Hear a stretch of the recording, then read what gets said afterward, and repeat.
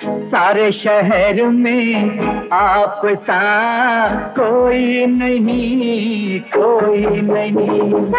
सारे शहर में आप सा कोई नहीं, कोई नहीं। हेलो दोस्तों, अपने दौर के बेहद कामयाब सितारे रहे दिलीप साहब कितनी ही फीमेल फैंस की धड़कन रहे हैं। उनकी अपनी लव लाइफ भी काफ़ी चर्चा में रही। सायरा बानो से प्यार और शादी के अलावा वैजंती माला से उनके अफेयर की अफवाहें रहीं और मधुबाला के साथ भी उनका रिलेशनशिप रहा। मगर क्या आपको उनकी पहली लव स्टोरी पता है? जी हाँ दोस्तों, बताएंगे आपको पूरी कहानी। आप बने रहिए हमारे साथ। दोस्तों, बॉलीवुड के ऐसी इंटरेस्टिंग स्टोरी सुनने के लिए चैनल को सब्सक्राइब, वीडियो को लाइक और शेयर जरूर कर देना। छोटी सी उम्र में ही लग गया रो, कहते हैं लोग मैं मर जाऊंगी,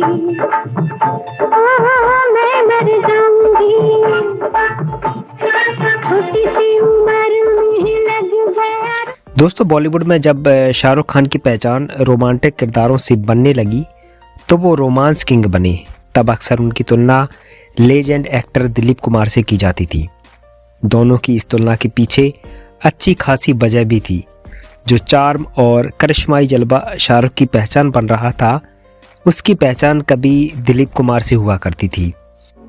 तेरे हुस्न की क्या तारीफ करूं, तेरे हुस्न की क्या तारीफ करूं। कुछ कहते हुए भी डरता हूँ, कहीं भूल से तू न समझ बैठे कि मैं तुझसे मोहब्बत करता हूँ। दीदार, मधुमती और नया दौर जैसी कई फिल्मों में दिलीप साहब का रोमांटिक अंदाज उनकी फीमेल फैंस को घायल कर रहा था और रियल लाइफ में उनसे लोग इम्प्रेस हुए बिना नहीं रह पाते थे। दिलीप साहब के इस जलवे का असर उनकी पर्सनल लाइफ पर इस तरह रहा कि उनके लव अफेयर उस दौर की आइकन माने जाने वाली एक्ट्रेसेस के साथ रहे। मुझे दुनिया वालों शराबी न समझो, मैं पीता नहीं, पिलाई गई है जहाँ बेखुदी में कदम लड़खड़ाए। दोस्तों, अपने दौर के बेहद पॉपुलर एक्ट्रेस रही सायरा बानो 12 साल की उम्र में पहली बार दिलीप साहब से मिली थी और तभी से उन्हें अपने से 22 साल बड़े सुपरस्टार से प्यार हो गया था। दोनों ने साल 1966 में शादी भी की और 2021 में दिलीप साहब की दुनिया से विदा लेने तक सायरा बानो ने उनके साथ एक पूरी उम्र बिता दी। मगर इस शादी के अलावा भी दिलीप साहब के लव अफेयर खूब चर्चा में रहे। दोस्तों, भारत की सबसे खूबसूरत अभिनेत्रियों में से गिनी जाने वाली मधुबाला के साथ उनके लव अफेयर का किस्सा तो काफ़ी लोगों को पता है। 6 फिल्मों में साथ काम कर चुकी वैजंती माला के साथ भी उनके अफेयर की खबरें आईं, लेकिन उन्हें अफवाह बताया गया। उड़े जब जब जुल्फे तेरी, उड़े जब जब जुल्फे तेरी, कवारियों का दिल मचले, कवारियों का दिल मचले जिंद मेरी, जब ऐसे चिकने चेहरे। दोस्तों, सायरा बानो से शादी के बाद भी उनकी पर्सनल लाइफ काफ़ी चर्चा में रही जब उन्होंने साल 1981 में आसमा परवीन से दूसरी शादी कर ली। हालांकि 2 साल बाद ये शादी टूटी भी और दिलीप साहब ने इसे एक भारी गलती बताया था। लेकिन दिलीप साहब के पहले प्यार का किस्सा भी एक कमाल का किस्सा है। कई जगह तो ये भी कहा जाता है कि इसी पहले प्यार ने उन्हें ट्रेजेडी किंग बना दिया था।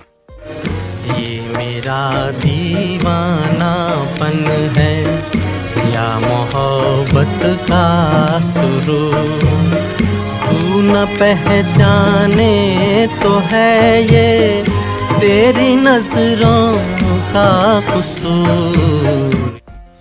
दोस्तों, ये किस्सा शुरू होता है साल 1944 में। दिलीप साहब का एक्टिंग करियर फिल्म ज्वार भाटा से शुरू हुआ और कामिनी कौशल ने 1946 में नीचा नगर से शुरुआत की। दोस्तों, इंडस्ट्री में दोनों को पहली बार साथ काम करने का मौका मिला।